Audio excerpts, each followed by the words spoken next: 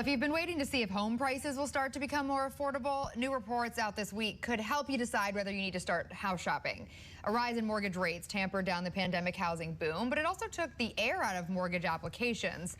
Last month, applications were down 40% year over year. Tim Rood has his fingers on the pulse of the housing market. He's the managing director of SitusAmc's, a global real estate finance company, joining us now with some words of wisdom for home buyers and for home sellers. So thank you, Tim, for being here. When the year ended compared to 2021, home sales were down 35%. So how is the new year shaping up?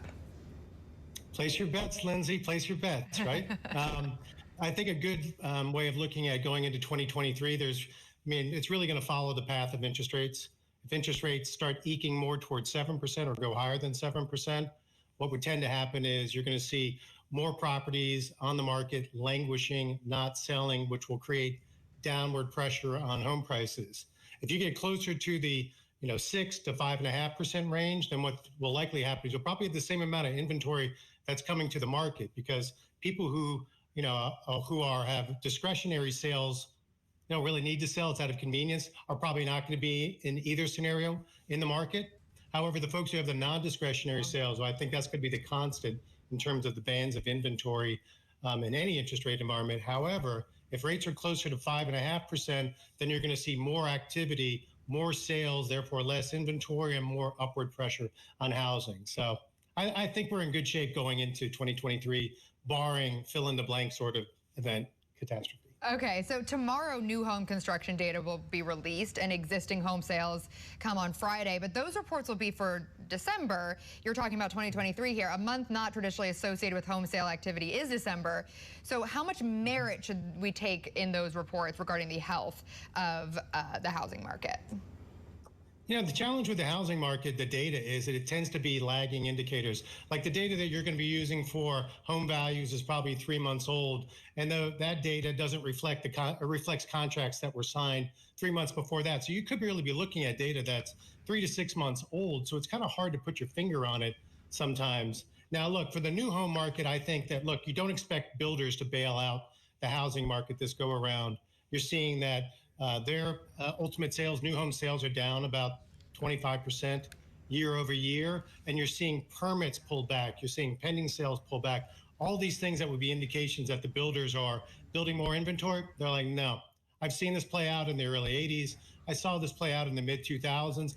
Everybody went broke. We've got no government support to keep us into the market, despite the fact that we're 1.5 million units short to meet demand. That's conservative.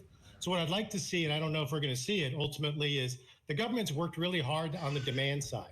So they're lowering interest rates, makes it more affordable. They're expanding credit, makes more people more eligible. Unfortunately, if you don't adjust for the supply side, which is really going to take some regulations and fiscal stimulus probably, if you don't adjust for the supply side, all of those incentives on the demand side end up ignoring benefits to the seller. It's a subsidy to the seller. So I'd like to see some energy and attention to the new home market for sure. Okay, so before we go, if you were advising a potential seller and also a potential buyer, what would be your biggest piece of advice for each of them? Look, for buyers, it's pretty simple. A buyer should generally stick to their budget. What they're dealing with right now is, you have median home prices that are 5 times median income, and that's 2 times higher than it had been the historical average, only because interest rates keep making it more affordable. So now it's even more important to say, hey, look, stick to your budget, maybe 3, maybe 4 times your income, but don't stretch as if interest rates were back down to 3% and it was more affordable. Stick to a 3 to 4%, 3x band to your income for what you buy.